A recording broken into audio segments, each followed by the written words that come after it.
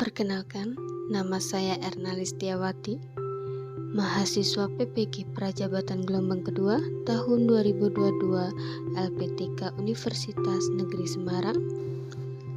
Selamat datang pada topik 1 mengenai perjalanan pendidikan nasional mata kuliah Filosofi Pendidikan Indonesia. Adapun tugas mengenai koneksi antar materi, relevansi perjalanan pendidikan nasional, berupa kesimpulan penguasaan materi perjalanan pendidikan nasional serta refleksi dari materi mengenai perubahan diri yang kita dapat dari perjalanan pendidikan nasional. Sebelum kemerdekaan, pada saat itu tidak semua orang dapat mengenyam pendidikan. Pendidikan hanya golongan tertentu yang mendapatkan pembelajaran, yaitu golongan penduduk menurut sosial dan golongan kebangsaan. Pembelajaran pada saat itu hanya sebatas menulis, membaca, menghitung, dan hanya untuk mendidik calon pegawai dan mendukung usaha dagang pemerintahan Hindia Belanda. Zaman bangkitnya jiwa merdeka, berdirinya Budi Utomo pada 20 Mei tahun 1908 sebagai awal gerakan untuk mencapai kemerdekaan.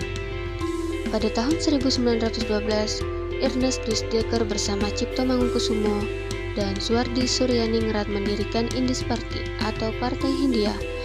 Pada tahun 1912 muncullah Ki Haji Ahmad Dahlan mendirikan Muhammadiyah, organisasi yang bersifat sosial dan bergerak di bidang pendidikan. Pada tahun 1913 lahirnya Sekolah Bumi Putra.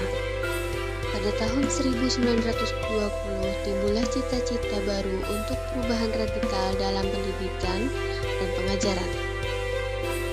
Pada 3 Juli 1922 lahirnya Taman Siswa di Yogyakarta sebagai gerbang emas kemerdekaan dan kebebasan kebudayaan bangsa Indonesia.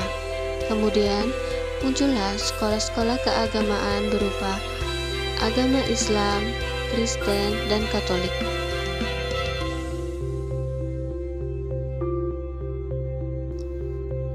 Trilogi Pendidikan Semboyan Ki Haji Dewantara, Ing Ngarsa Sung Tulodo, memberikan tauladan di depan, Ing Madya Mangun Karso, di tengah membangun semangat, Tut Wuri Handayani, memberikan dorongan dari belakang.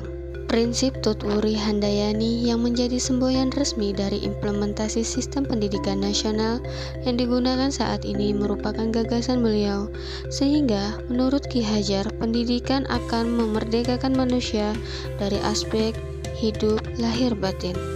Melalui pendidikan juga manusia dididik agar memiliki otonomi berpikir dan mengambil keputusan, martabat, serta mentalitas demokratif. Berdasarkan pemikiran tersebut kemudian diimplementasikan pada kurikulum saat ini, yaitu kurikulum Merdeka Belajar.